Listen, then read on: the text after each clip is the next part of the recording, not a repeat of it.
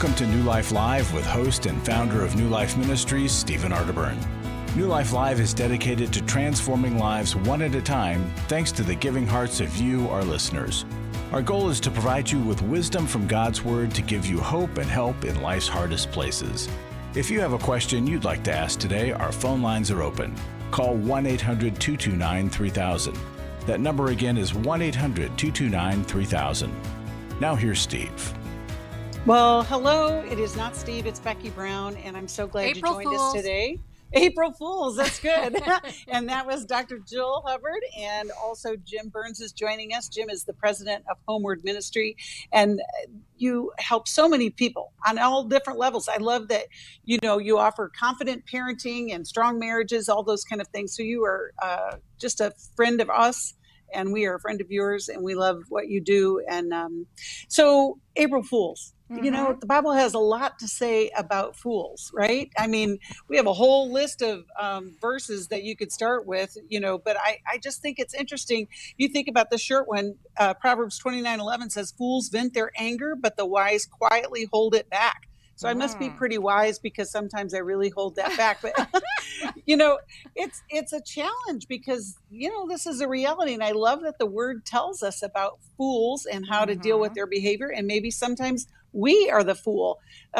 Jim, Jill, what are your thoughts about fools and what can we do about them? Well, and I think we have someone at New Life that has a birthday today, Brian in Colorado, but he is no fool.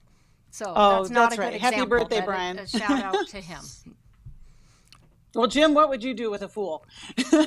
Well, I always find that when I act like a fool, because I have been known to do that, it's much better if I just keep my mouth shut. And actually, it's very biblical at times to keep your mouth shut. Now, I don't think you stuff your feelings. And, there are times when you're talking about conflict and whatnot, you just need to, have conflict. But most of the time, if we just keep our mouth shut, we'll do better if we're married, we'll do better in our marriages, we'll do better with our work place, we'll do better with our children, definitely. And so I think one of the wise ideas is to, listen a lot and keep our mouth shut. And there are times to speak, of course. But I think it's good to I find that when I'm more foolish, it's because I've said something that was inappropriate, that was in my mind, and I should have let my mind. I mean, just don't say everything you think is my motto. There you go. Filter. Right. My kids tell me, Mom, filter. Right. I'm like, but I'm with you. Yeah. Exactly. Filter. Well, and another proverb, Becky, and I think I could be wrong, 26:11, which is the one about a dog returns to his vomit as a fool returns to his folly. Yeah. And I think this is what we see a lot in addiction. Yes. Right? That grabs hold of us. And we think if we keep doing the same thing, we're going to have that different result. Yeah, it's and a it's definition not of true. insanity. It is. Yeah. You're doing the same thing over and over again, thinking you're going to have a different result. So we become foolish when we get ensnared in that. Right. But with God's help, we can overcome so much. When I first got married, I came from a dysfunctional family, alcoholism galore. Kathy's family was just kind of weird. So we said, what is going on here? Perfect match, right? And, we read a scripture that said that you inherit the sins of a previous generation to the third and fourth generation. And we weren't going the same direction, but sort of. And we said you either repeat or you recover. And really, I think the New Life show is a lot like this in New Life Ministries. It's about recovering. How do we recover? We can't blame our parents for the past. But we also don't have to repeat some of that stuff. Right. And so what it is to recover. How do you recover and become the transitional generation and that you change the trajectory of your family for a long time, generations to come. I love that. And you don't have to be a fool on April Fool's Day. Don't celebrate this like this is your day, even though we are celebrating Brian's birthday. Right. I think so many times we can get into foolish behavior because we don't ask for help, but you can ask for help because there's good help available. New Life has all kinds of resources and we're here for you. You can call us at 1-800-NEW-LIFE for those kind of resources. And we have workshops that can help you if you're dealing with a fool. We also got a tip sheet for you too, dealing with difficult people. Anyway, we can help you and we'll be right back. My son went to prison when he was 19 years of age, and he died, and he's my only child. I blame myself every day that I failed as a mother. Are you overwhelmed by the intense feelings of grief? You're not alone. We do think that we can handle all the stuff because it just kind of accumulates over time. And you've had repeated losses. The New Life Transforming Grief online workshop is Saturday, May 7th. You'll get tools to help you understand and process your grief and a community to travel through the valley with you. Let New Life help you process your loss, begin a journey of acceptance, and learn how to extend the comfort you've received to help others grieve and rebuild their lives too. To register or to find out more, call 1-800-NEW-LIFE, 1-800-639-5433, or online at newlife.com. 1-800-NEW-LIFE.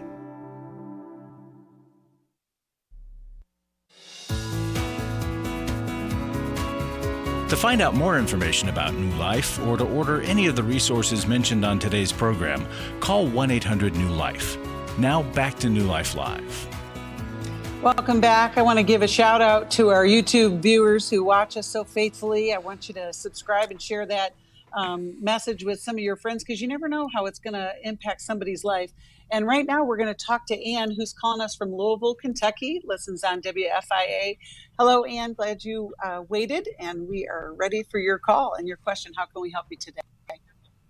Well, first off, I want to say thank you because your program has helped me over, umpteen years I've been listening, and it's been a great encouragement. So thank you. Well, we're glad to be here for you. Okay. I have 7 children, and most of my children are fine, and they are adults, and they even help me. They're just wonderful people. But I have a daughter. She was, and I think still is, maybe a little bit slow. Not extreme, nothing that you would really show as a remarkable difference. But she has a tendency to pretend in her mind. When she was young, she was real bad for this. She would pretend and just believe things the way she wanted them. We did not have a perfect marriage, and that ended up in divorce. But the problem with it now is I'm 65 years old. She's 43. She has lived with me almost her whole life. She had a blow up when she was a young, I think she was 18, almost 18. And she left, lived with my sister for about a year, came back pregnant, stayed with me again. She does not want to work. She never was a person to help me in the house. Many fights over that. She got married. She left for about 2 years. That marriage failed. She had another child. I raised that child as well. She left 3 years ago because she did work for a little while, got her a house. Everything failed because she stopped working. The children and her, all of this just came back to me again. I have raised her kids. The biggest deal is she doesn't even seem to care about anybody or anything. She does not go to her kids' things at school. She stopped driving. All she wants to do is watch TV. And I took away the TV because she seems to be addicted to it. So she watches it on her phone. She has not worked. She only works long enough to get enough money to pay for the phone. And then so it's a challenge, Ann. Mm-hmm. It sounds like you've got this cycle going on. Let's hear what Jill and Jim have to offer to maybe help you get forward in this. I'm just curious. Okay, so you've spelled out she's not a fully functioning adult. She can't maintain or sustain herself. Was she ever formally diagnosed? Like, does she, you say she's a little slow. No, that could be a late bloomer. That could be developmental delay. That is possible. She was always in an LD class when she was in school. Okay. But that's as far as they went with it. Okay. That's as far as, anybody thought that she was just had a hard time with school. That's basically all that is ever. I tried to get her to go to counseling as she was older. My husband, at the time when they were younger, did not want anything like that. And so there was no possibility of counseling it other than you all on the radio and Focus on Family. You all were my help to get me through the hard times. But okay, well, and let's see. So, and so what is your question again? You've spelled it out. She won't work. She won't do anything. It's to the point where I'm afraid. I'm 65 years old. I could die next week. I could die. Right, and so no one's going to take care of her. She refuses to go to holiday events. Okay, but and it sounds like this is more of your problem than her problem, because when she does want something, she figures out how to get it, but then lands herself in your lap again. And so people pick up the pieces around her. So I know you're worried about long term, and that is a concern, but she has done something. She has bounced around. She gets money to pay for a phone, so she can do some minimal things. But you are burdened by this, and you've had to take on things. I mean, I'm glad you took on the kids, because the kids don't need to suffer from her. But I'm wondering what you could stop doing for her so that she has to face herself sooner. I took away the TV so that she couldn't do the TV. I don't know. She used to say, actually, she's one of these people that, if you hear it, then she believes it.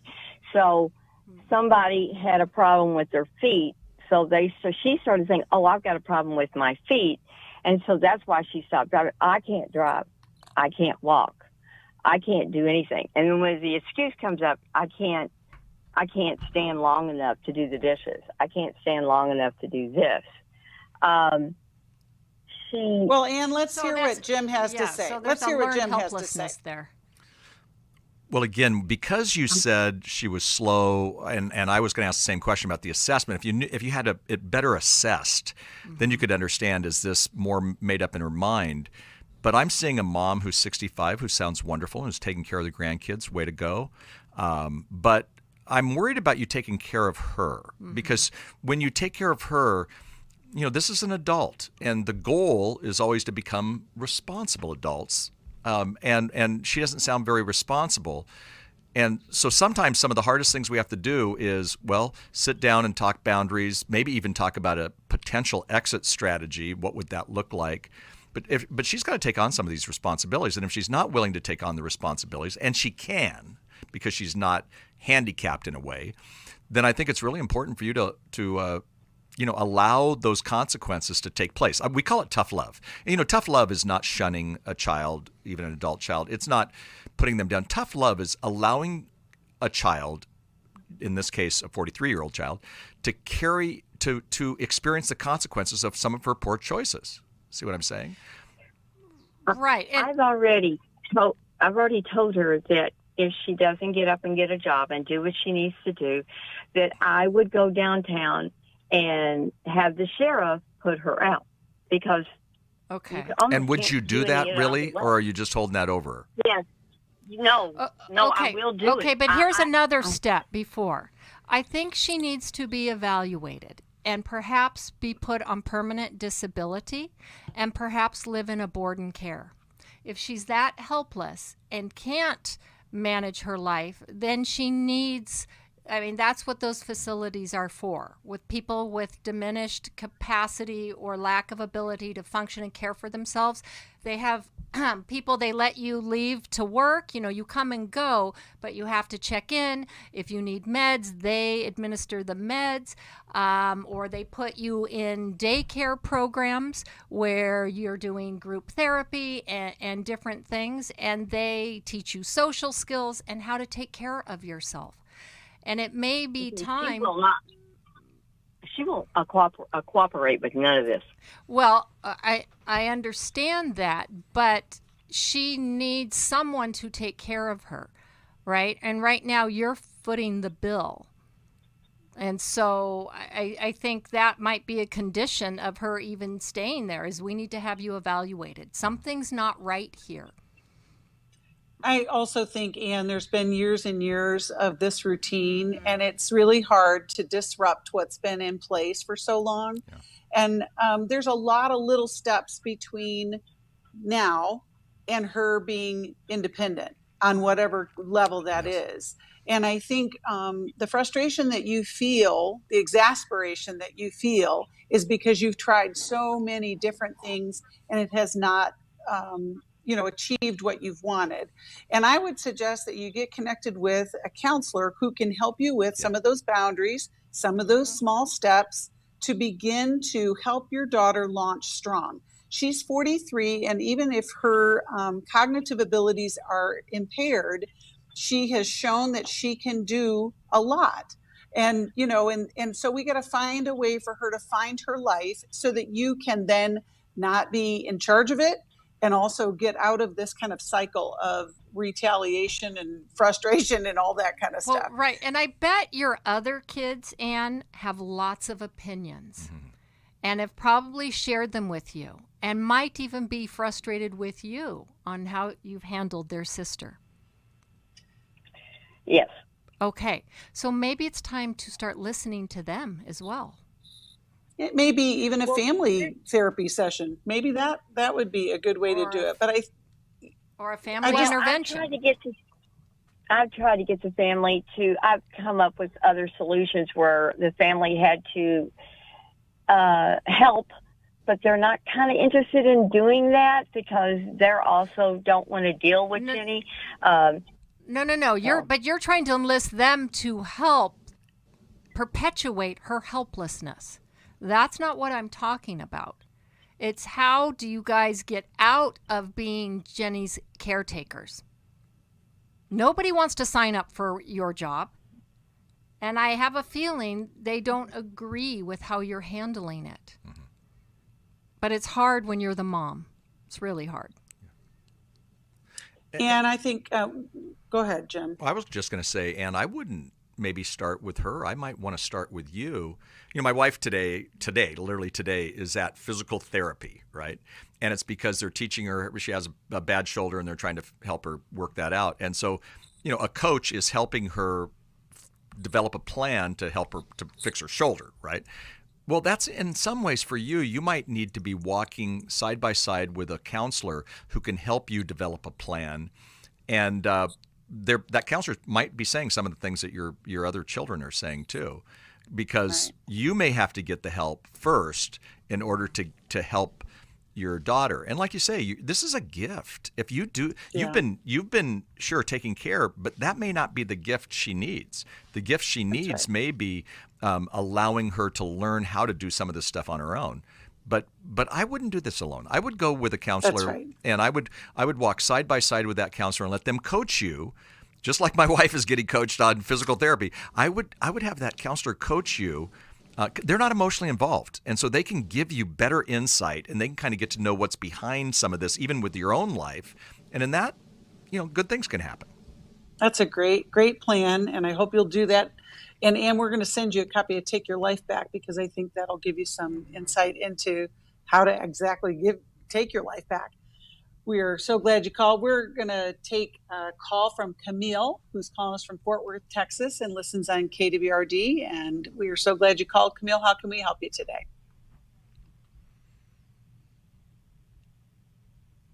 Hello, Camille. Are you there? Oh, I'm sorry. Thank you so much there for you taking go. my call. I'm so glad you're there. Well, thank you so much for taking my call. This is a great panel for me. I have a recent situation. I have a 20 and a 22-year-old, and I raised them in church, only listen to Christian music, had them go to Bible camp. Well, a couple years ago, my son just wanted to live with, I've been divorced over 10 years, and my son wanted to go live with his dad his senior year, so he did. And then my daughter moved in, and the situation at his house is kind of a free-for-all. I mean, he never did drugs or smoked or anything, but his family members, like their cousins and stuff, have always, they do drugs and premarital sex, underage drinking. And but the situation has changed. My ex has become disabled, and so my pastor talked him into signing the house over to me. So I moved in. I'm taking over the bills and paying everything. They're supposed to be paying a little bit of rent, but I live in the back of the house. They live in the front. But I kind of moved into their world. Camille, hold that thought. We're going to be right back after this break and get to your question. For most of my life, I've been dealing with an opiate addiction. Why is opioid addiction quickly becoming one of our nation's biggest killers? Maybe it's because it isn't only those who are addicted who are in denial. We did what I see so many parents do, is it can't be an addiction. There's something medically wrong. It's impossible to solve a problem when you don't know what you're up against, and families will try to find any explanation except the one that will put them on the right path. Alcoholism and drug addiction is a family disease. It doesn't affect just the individual. If someone you love is abusing painkillers, know what you're up against. It's time to admit it's addiction and seek treatment. Call us today at 1-800-NEW-LIFE. We have Christ-centered partner treatment centers around the country. Call 1-800-639-5433 or visit us online at newlife.com. We just made a decision. We will do whatever it takes. 1-800-NEW-LIFE. Hi, this is Steve Arterburn, and for 30 years, New Life has been the most trusted name in Christian counseling. I'm an addict, and I'm trying to get God in my life again. You seem to be able to get to the crux of a problem quickly. Our Christ-centered treatment programs can help you break free to embrace all that God has for you and your family. I just want to thank you guys for bringing me to a relationship with Jesus. There really is help for marital problems, depression, addictions, panic attacks, and feelings of hopelessness. I came back with so many tools to help me prepare myself to fight this struggle and this battle that I have every day. You can start living again today, living the life God intended for you. Help is available at 1-800-NEW-LIFE. They did care, and they did follow up very lovingly, and it made all the difference in my life. Call us at 1-800-NEW-LIFE. Someone who cares is waiting at the other end of the phone. God can open the door to a better tomorrow right now. Just call us at 1-800-NEW-LIFE. 1-800-639-5433.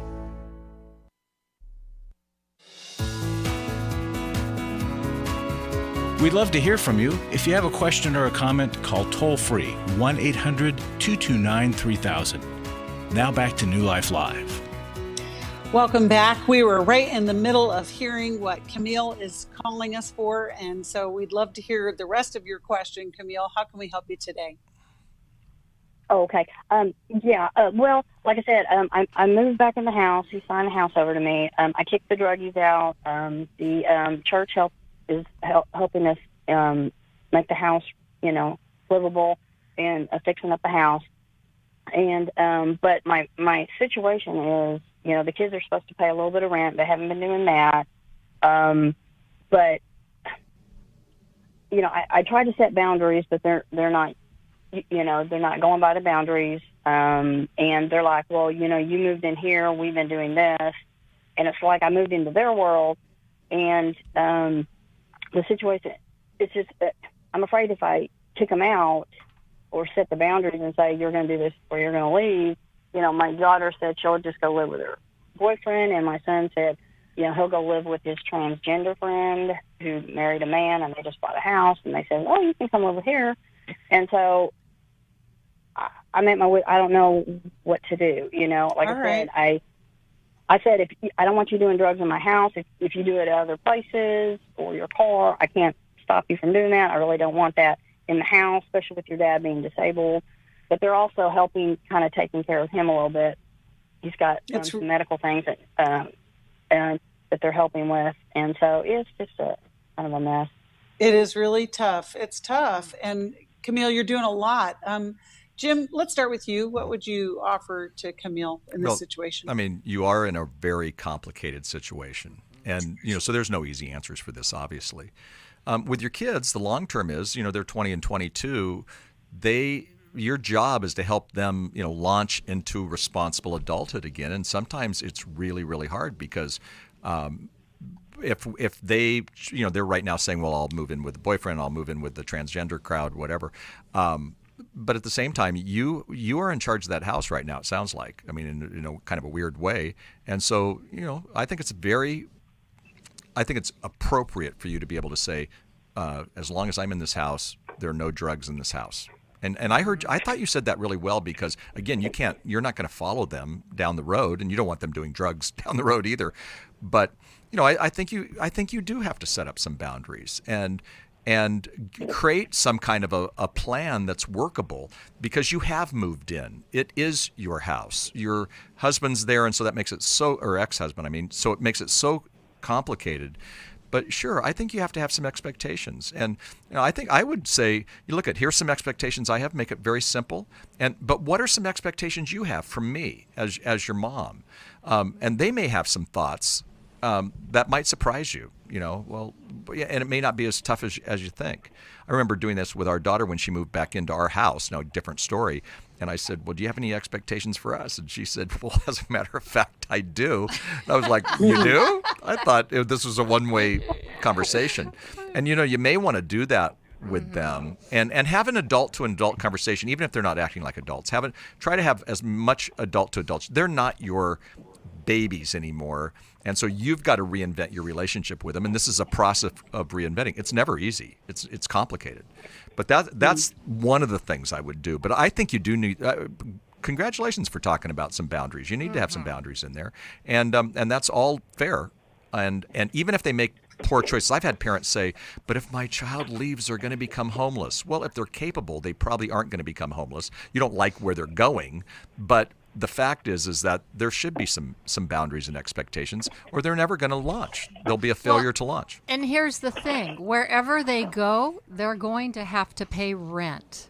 Sure. So if they move in with a boyfriend, I'm sure he's not paying for everything, right? If they go live with another family, they're going to expect something, or their welcome gets worn out really quick. So some of that could be a bluff. But I really like your idea, Jim, of talking about the expectations.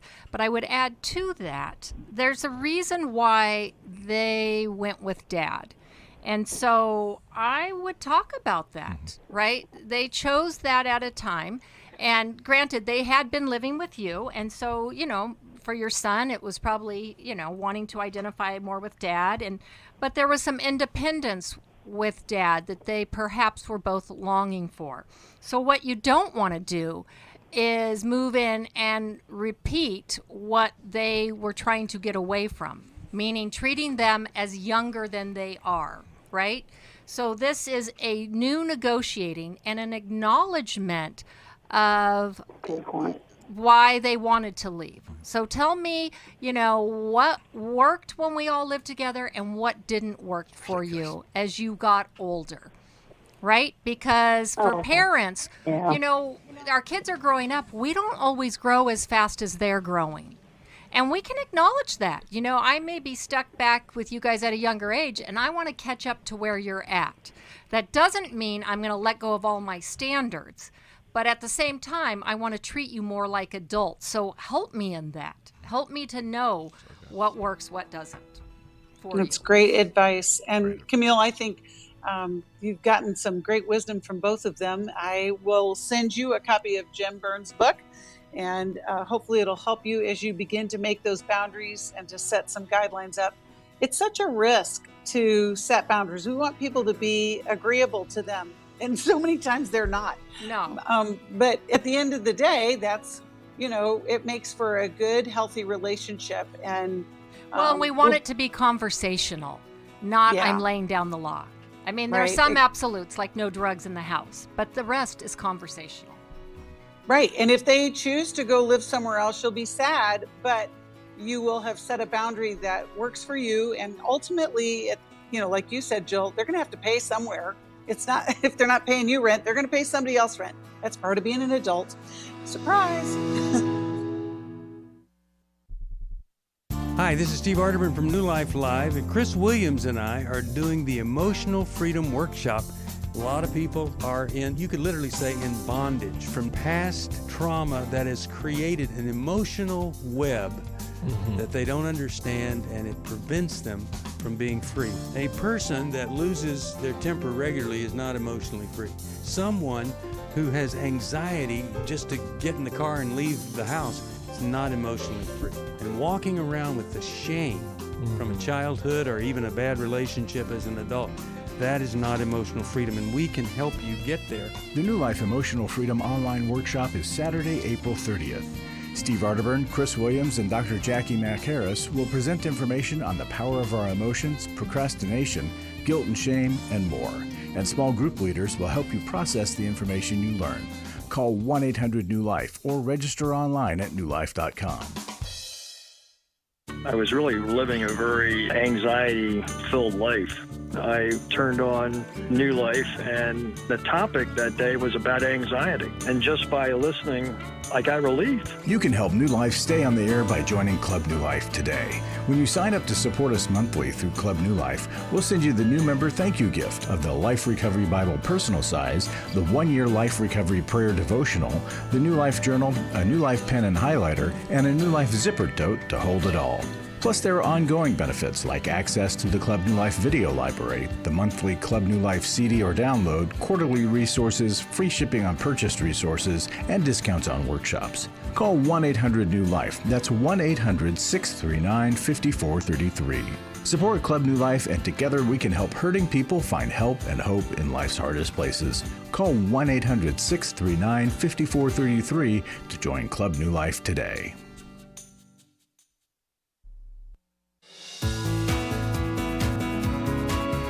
We're glad you joined us for New Life Live. To be a part of the program, call 1-800-229-3000. Now back to New Life Live. Welcome back. We are celebrating April Fool's Day by becoming wiser. And it's a great way to celebrate this day. I love that.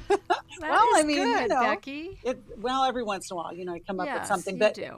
right now, I want to take Cindy's call, who's calling us from Irvine, California. And she's calling us from KKLA. That's right. Hi, Cindy. How can we help you today? Oh, hi. Hi. Yeah. I have two sons. The older one is blind, and the younger one is I have a little problem. He is a 5th grader.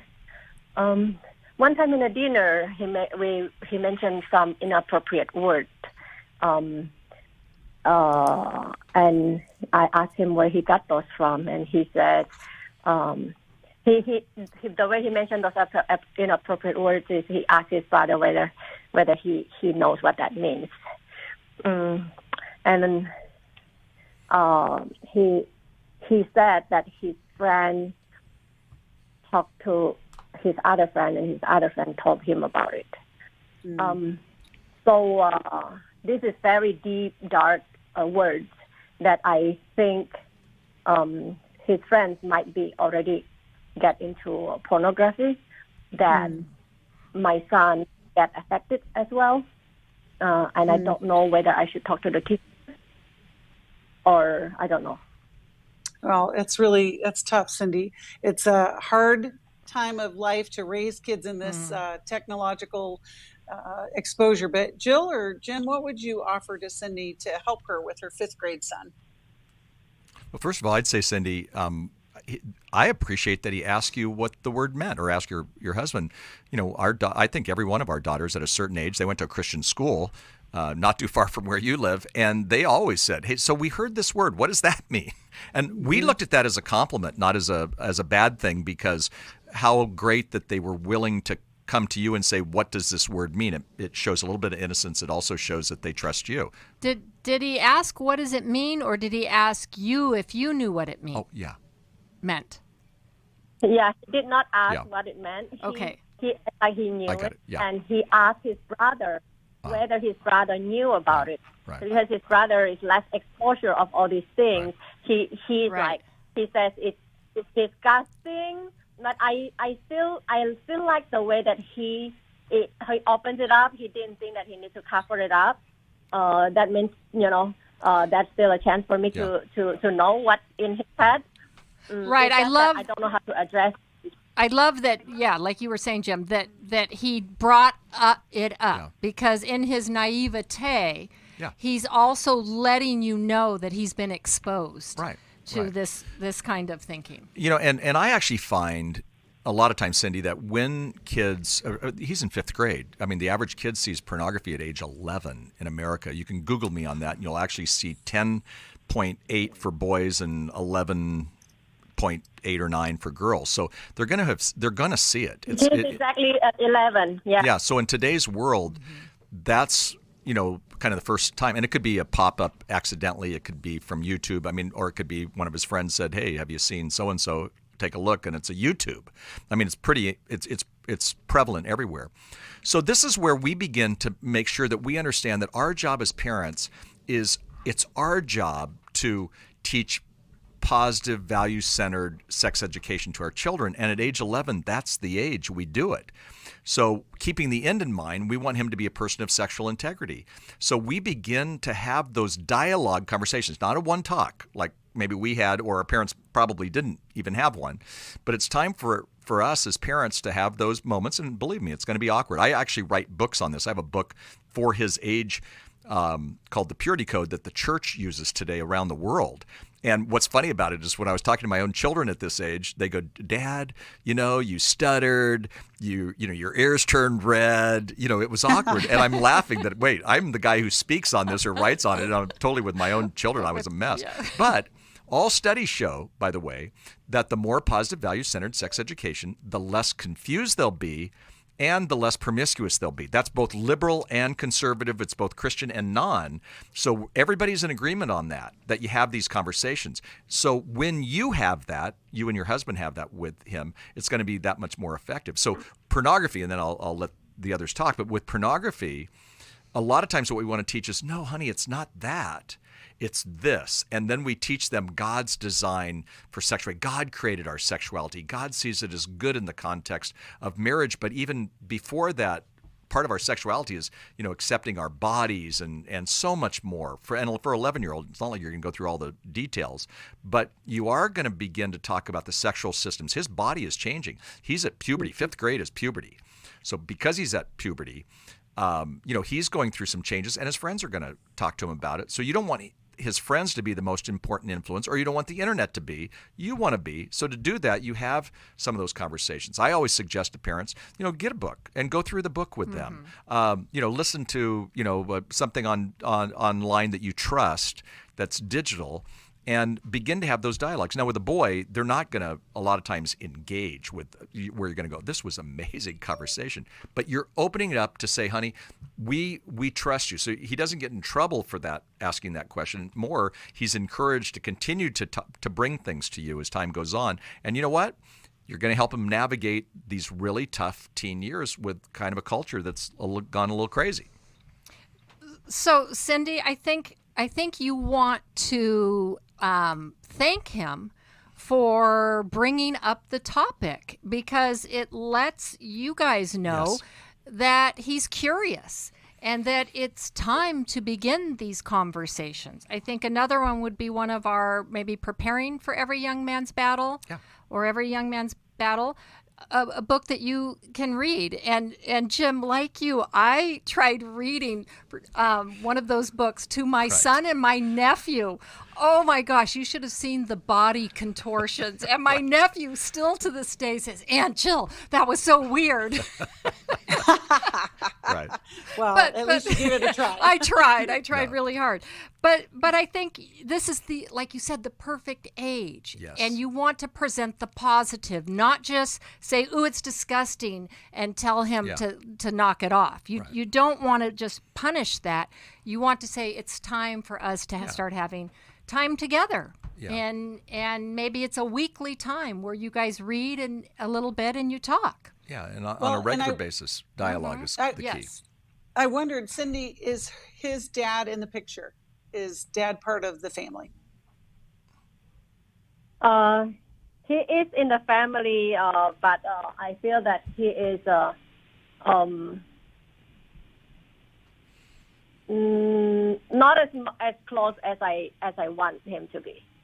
Okay, so my question is. Go ahead. I have two questions. One is, I probably would like to see this book, and I also talked to my small group friend, and they also talk about passport to puberty or something. Yeah, passport to purity. Passport to purity, right? Mm-hmm. I am also have a question because he got the negative side from his friends, and how do I address that? Because he mentioned, am I allowed to mention what he mentioned? Well, I think we get it, but I think the bigger picture, I think Jim and Jill both gave you some insight into that. The reason why I asked about Dad is because Dad really needs to be a part of this as well. And if you don't feel like he's as close to them, that's another thing for you to work on. Bonding. And I would include, your older son as well in the educational process. Right. It sounds like, too, perhaps if you are connected at church or in a youth group, I would be talking to the youth pastors there about what do they offer in terms of meeting these needs in kids and offering them, the pure alternative. So I think your ideas of getting involved and letting people know, and you even said maybe saying something to the teacher, this is not unusual for 5th grade boy behavior, but it certainly doesn't hurt to let them know that some of this is going on. I hope that helps, Cindy. I hope that's helpful, and we're going to send you a copy. I think we have Every Young Man's Battle. Is it? And whichever one is most appropriate. I forget the Every age Young Man's Battle is or great. Preparing for would be great. Okay. Yeah, and I think too, Cindy, that if you can connect with your husband and you kind of plot out a plan, whether you feel like he's close to them or not, this could be an opportunity to reunite the family as these young men, begin to go into their adult years. He's young now, but it'll go just like a snap of your fingers. I know it's amazing how fast time flies, and you're making some really incredible strides towards helping him make good decisions for sexual integrity. And we're glad you called today, Cindy, and we'll be sending that book. We are going to continue answering calls after the break. And, it's hard to raise kids. It takes a village, doesn't it? And we want you to be connected and want you to have the resources. And we're so glad that there are resources available. And we can help you in any way possible. It had become very apparent that some of the things I was involved with were taking over my life. In today's world, men are barraged with inappropriate content and images all day, every day. Some say that certain behaviors are just no big deal. It's just part of being a guy. But it's simply not true. It's a battleground for every man, and the opportunities to fail are everywhere. New Life's Every Man's Battle workshop can help. After 7 years, just one weekend, a completely changed man. For over 20 years, New Life Ministries has been helping men regain their integrity and purity through their one-of-a-kind Every Man's Battle workshop. He said, I think this is something that every man should go to. Married, dating, it was definitely life-changing. Now the workshop is coming to Columbus, Ohio, April 8th to the 10th. Don't wait for him to call. To find out more, call 1-800-NEW-LIFE or go to newlife.com. 1-800-NEW-LIFE. Hi, this is Steve Arterburn, and for 30 years, New Life has been the most trusted name in Christian counseling. Your ministry has saved my life. If you struggle with emotional hurt, family or marriage problems, the pit of depression, or the pain of addictions, we can help. I'm down 100 pounds now from what I was. You guys are awesome. You're a blessing to America. Our treatment programs provide clinically appropriate solutions from licensed professionals, all in the biblical framework. I have had problems with alcohol. I think God has ordained this place to be His. You don't have to be a prisoner of your pain. Help is available at 1-800-NEW-LIFE. She tells me that I'm a new man, and I feel like a new man. It worked for me, and it can work for them too. This time it is different. If you're ready to take the first step toward genuine spiritual and emotional healing, Please call us today at 1-800-NEW-LIFE. God can open the door to a better tomorrow right now. Call 1-800-NEW-LIFE. That's 1-800-639-5433. To find out more information about New Life or to order any of the resources mentioned on today's program, call 1-800-NEW-LIFE. Now back to New Life Live. Welcome back. I just want to give a shout out to all y'all who are giving to New Life. You are making a difference in the lives of so many people. And I just want to say thank you to our Club New Life family. And for April, we have this new gift for a gift of any amount. We'll send you a copy of My Friend. And she's one of our counselors. I'm holding it up. If you're on YouTube, you can see it. It's the Heart Handbook, your guide to getting back to the basics of love. And Laura Manja McDonald is also one of our Restore speakers. She's been part of the New Life Counselor Network, and Laura has put this book together to help us to get back to love. And what that means is, we get that physical, we understand how our physical heart works, but our love heart, our emotional heart needs help sometimes. And she gives great insight, biblical insight, to help us navigate some of the challenges of relationship and healing from relationships. So a gift of any amount, just call us today at 1-800-NEW-LIFE and we'll send you a copy of Laura's book. I want to go right back to the calls, and we're going to talk to Nina, who's calling us from Kansas City, Missouri, listens on KCRO. Thanks for calling, Nina. How can we help you today? Hi, thanks for taking my call, and I'll get right to my question, and which is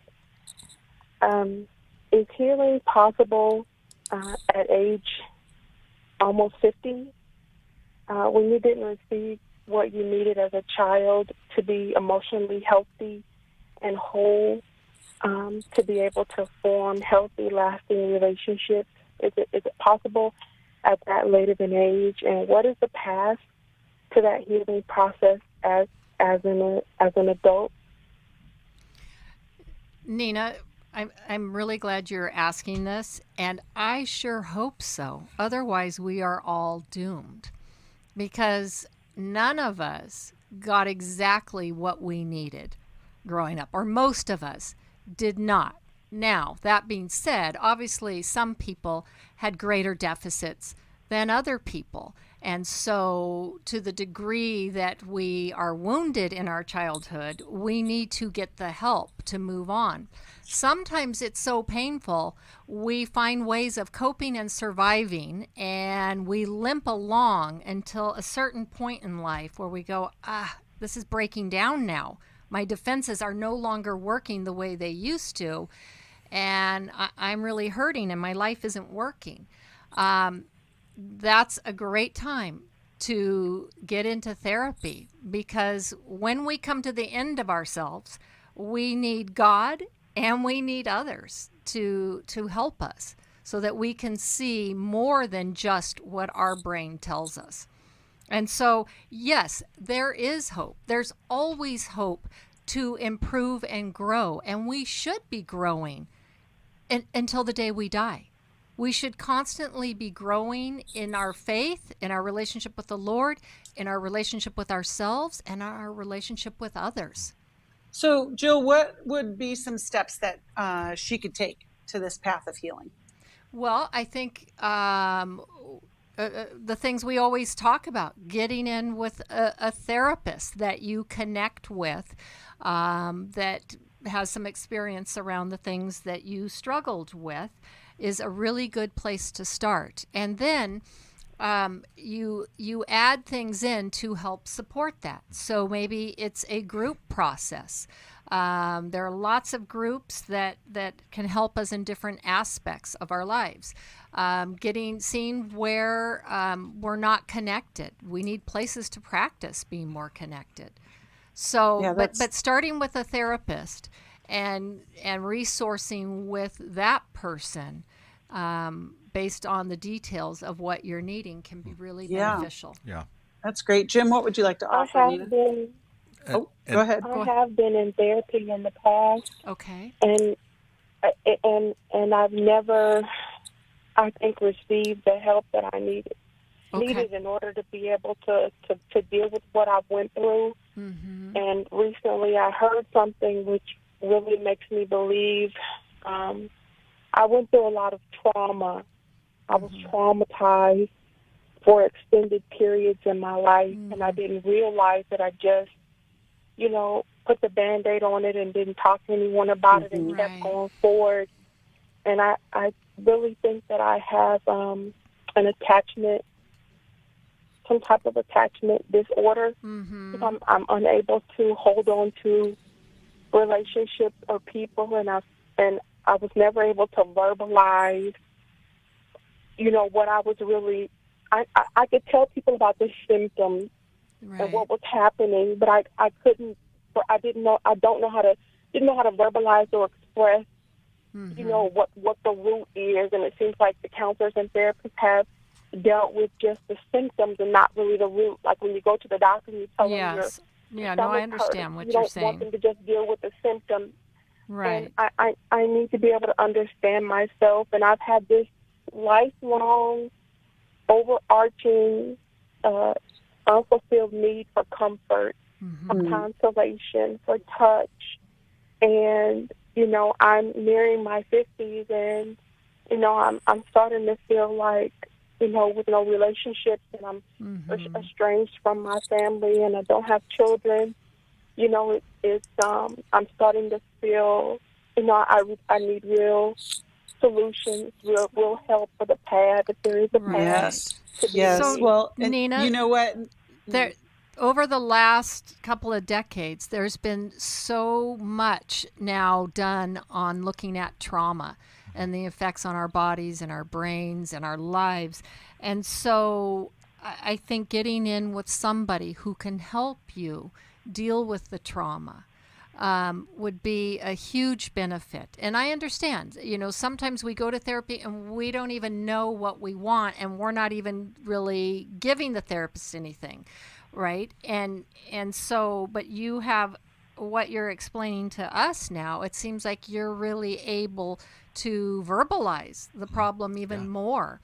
And with people being trauma-informed now, more so than ever before, I think you might have a different experience. So you want someone that's going to do some deeper work. You're not looking for quick fixes or problem solving. You're looking at really getting in and kind of over the long haul, dealing with these trauma issues. Mm-hmm. Well, and let's hear, Jim, before we hear from you, I want to encourage you too, Nina, to maybe participate in our emotional freedom workshop at the end of April, because it could be a good beginning to this process. But Jim, what would you offer to Nina in these last minutes? Nina, I think you're coming along better than you may think, because you expressed very clearly what you want. And maybe in your past times with counselors you didn't, but I like to say it this way: we've got to repair the past, and you want to move forward. And sometimes we have to repair the past, and in doing that, we have to be ruthlessly honest about our own brokenness, and that's not a bad thing. But the more open and honest you can be about your own brokenness with that somebody who's going to help you get to the next direction, and tell them, look, I want to move past this now. And, I have a friend, well, they all have a friend. All of us know this fine man. His name is Henry Cloud, and he used to say this a lot. If the tooth is infected, pull it. Don't pull the marriage, or don't pull certain things in life, but pull the tooth if you can. So get to the, some of those core issues of trauma. And, it's not going to happen in one session, okay? But find somebody who can help you get to those core issues, pull it, and then begin rebuilding. My dad was an alcoholic, and I took him to recovery when he was 63 years old. We had pretty much lost hope that he would ever, get sober. And you know what? He got sober. 89 years old, he died, but he'd been sober for those years because he had the courage to find out what his root issue was in his recovery. You can do that.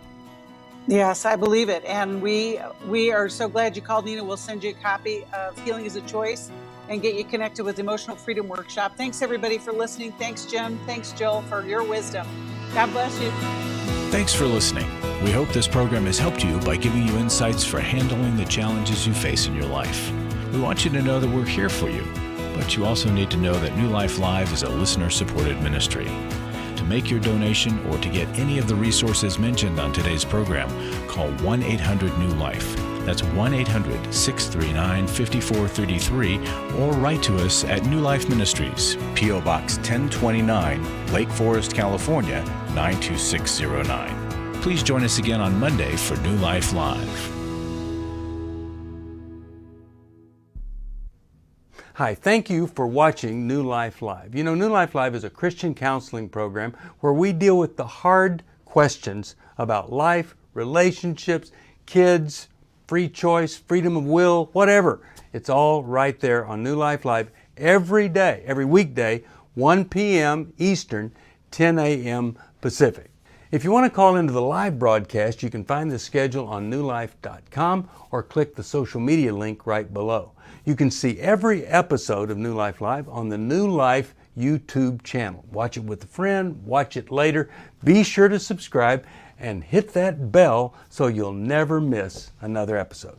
So if you want to listen on the go, download the app. The link is right below. And I hope if you need some information, if you want to get some help, you'll call us at 1-800-NEW-LIFE. And I'll see you next time.